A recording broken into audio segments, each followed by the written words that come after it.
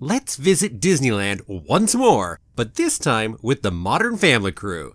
Back in Season 3 of the show, Modern Family spent an episode over in the happiest place on Earth, and you all know how much I love Disneyland. Let's talk about it after the intro.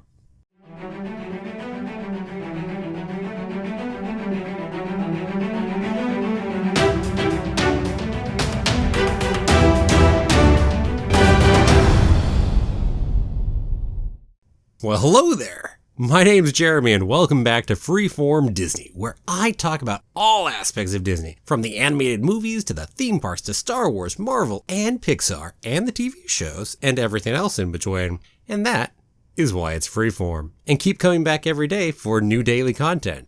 If you're not subscribed yet, don't forget to hit that subscribe button. Today, it's all about Disneyland and Modern Family. Hard to believe the show aired its last episode on ABC last night. I'll be sharing my thoughts on that finale and saying goodbye to Modern Family, sadly, tomorrow. So join me Friday for that. But back to today's subject, Season 3, Episode 22, Disneyland. What does Modern Family have to tell us about the happiest place on Earth? They spend most of the episode inside the park and talk about a surprising number of different rides. Is my favorite Disneyland ride referenced? Yes, in fact, it is. And there's also quite a lot of insight about Disneyland in there too, and us as guests in the park. Let's jump in at the beginning. The crew, all three families, have decided to spend the day at Disneyland. We open up on a shot of Luke getting his height measured by Phil to make sure he's tall enough to ride the rides. And any of us who were ever kids going to the parks understand the feeling of wanting to make sure to hit that height requirement. Because all the really good rides, the really cool ones, the Indiana Joneses, your Space Mountains, your Matterhorns, etc., all of those require you to be, 36, 48 inches tall, something of that nature. I think 48 inches. And it's so sad if you're not that height yet. And isn't it glorious when you're there? Not that I'm sure spiking up your hair would actually work, but I don't know, maybe it would. Then we get the amusing scene of the breakfast and Claire making a ton of food, really just pancakes with a whole bunch of whipped cream on it, and telling everyone to eat up a lot because eating at Disneyland is expensive. And oh boy, is it. And this episode was from 8 years ago, and it's certainly not gotten less expensive since. You try to avoid eating in the parks too much just because it's too bloody expensive to do so. Which doesn't mean you don't eat in there at all, because you gotta experience some of the food. Oh, and the most expensive churro? Yeah, no kidding. But they have so many churros. You gotta have a churro while you're in there. Just which churro are you gonna have? And then before we disappear off from the Dunphy family, we get Phil's great line, which is, who doesn't love a day at Disneyland? And isn't he right? Well, I guess Manny disagrees, and there are people that disagree, but none of us here who are watching this probably disagree. Certainly I don't. If I could go to Disneyland again and again and again and again, you better bet I would do it. Because who doesn't love a day at Disneyland? Throughout the episode, we have this whole storyline about Gloria and her shoes. She's got these crazy tall high heels going on, and she's planning on going through Disneyland the whole day wearing those high heels. Clearly hasn't done it before. Not that I've worn high heels either, so I don't have the greatest experience to talk about. But I can't imagine spending a day walking around the parks in high heels. That sounds insane and painful. And that proved to be the case, as we saw during the course of the episode. As much as she kept trying to hide that it was incredibly painful walking in those high heels all around the park. How about the moment where it's, we're just on a Splash Mountain and we're going to walk all the way over to Tomorrowland. Whoa, the other side of the park. That's a walk. Can't imagine it in pain in high heels. Oof. So what happens eventually?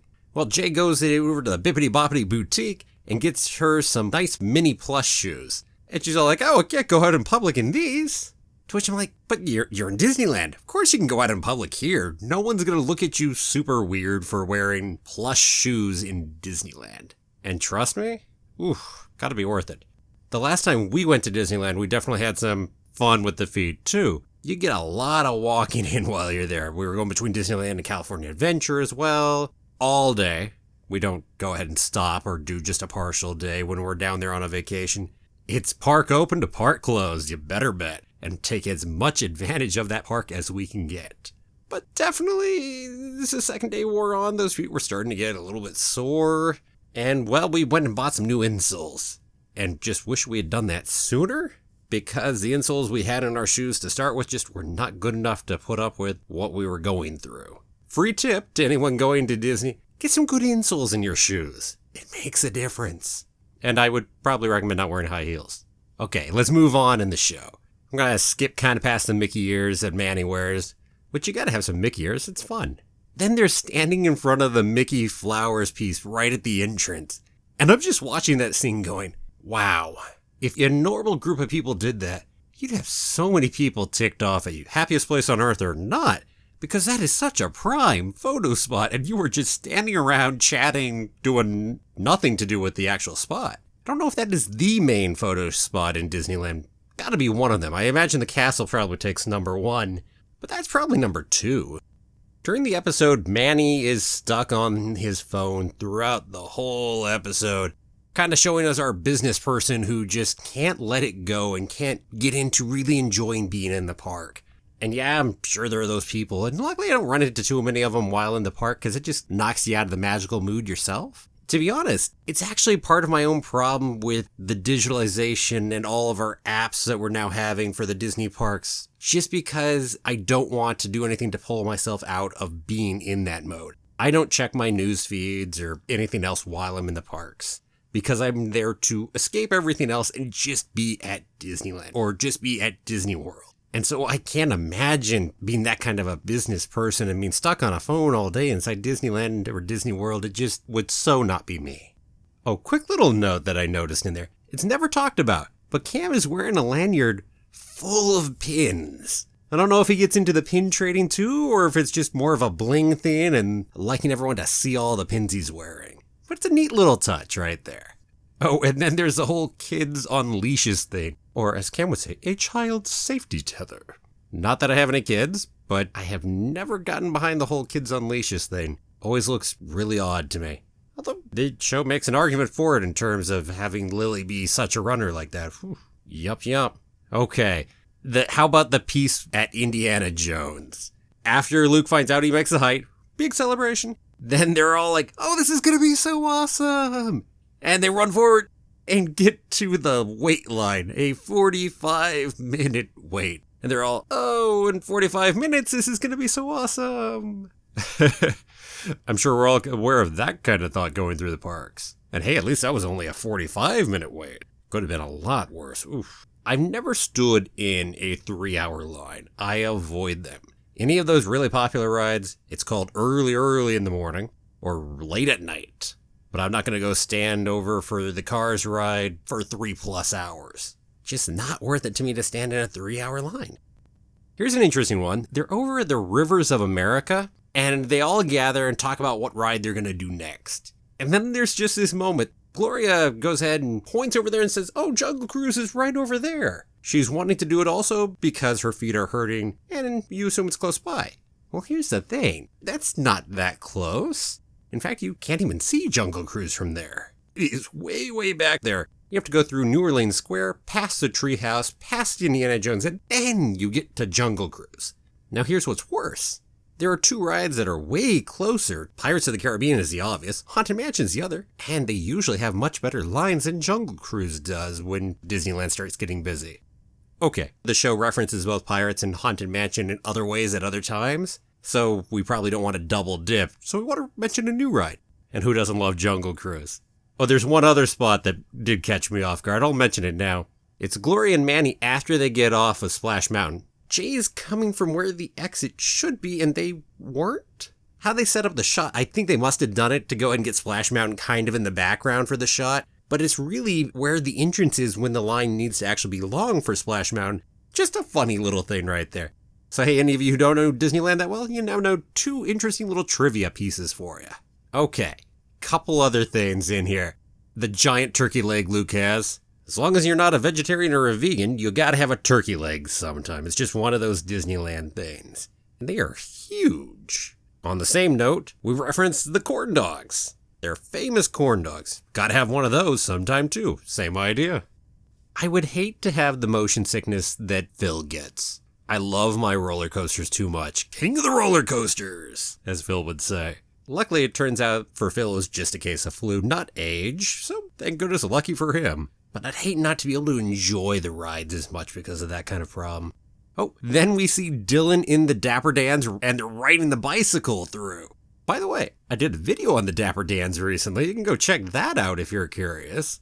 The Dapper Dans have been around at Disneyland since 1959. Quite a long time. Pretty cool to see them referenced in there. Oh, there's a spot where we're talking about pictures at the end of the ride where Phil tells Luke, at the end when they take a picture, do something hilarious for both of us.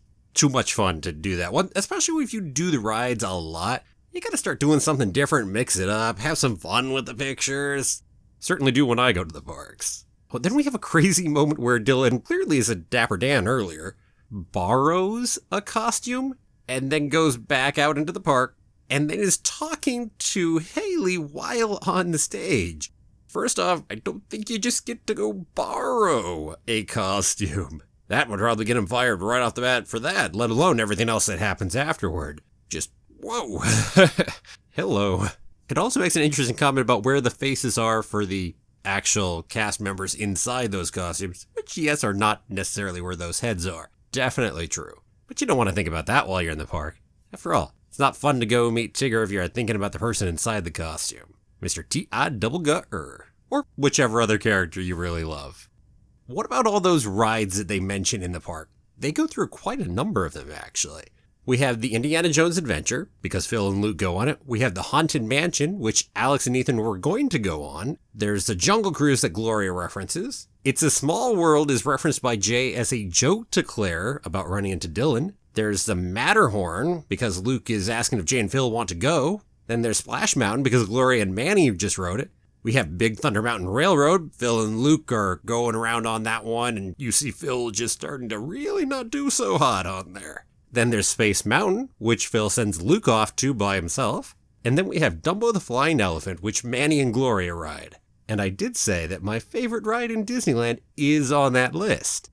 Space Mountain. It's not my favorite ride in Disneyland Resort because then I have to include California Adventure. But as far as Disneyland is concerned, Space Mountain. And for what it's worth, Space Mountain in Disneyland is better than Space Mountain in Magic Kingdom. Oh, and there is one other ride referenced, which is Pirates of the Caribbean, which is part of Jay's big story about the past, where Pirates of the Caribbean helped him realize something about his own life, about being trapped in the marriage he was in with Dee Dee, that they were just going around in circles, and circles.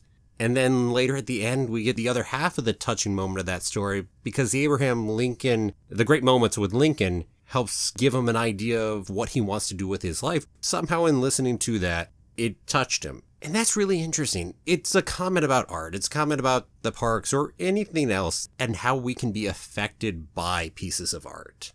They don't mean the same thing to different people, and they can touch us in intriguing ways. And I think that's really neat. Disneyland's pretty cool that way. I loved all the rides, all the shows in Disneyland. And Modern Family did a great job of really getting a lot of mileage out of the park while doing their show. If only it could have been a virtual reality episode so I could have been in the park too while watching it. Gotta work on that. Then we could still visit the park, even while at home. Thanks for joining me on that. So what about you? What's a typical day at Disneyland or Disney World like for you? Did Modern Family ride your favorite ride? Let me know down below. And thanks for watching. If you liked it, please give it a like and share it with your friends. I still have one more Modern Family video coming up this week, so go ahead and come on back tomorrow for another new one. And if you haven't done it yet, click the subscribe button and ring that bell. Have a magical day, and may the Force be with you. Always.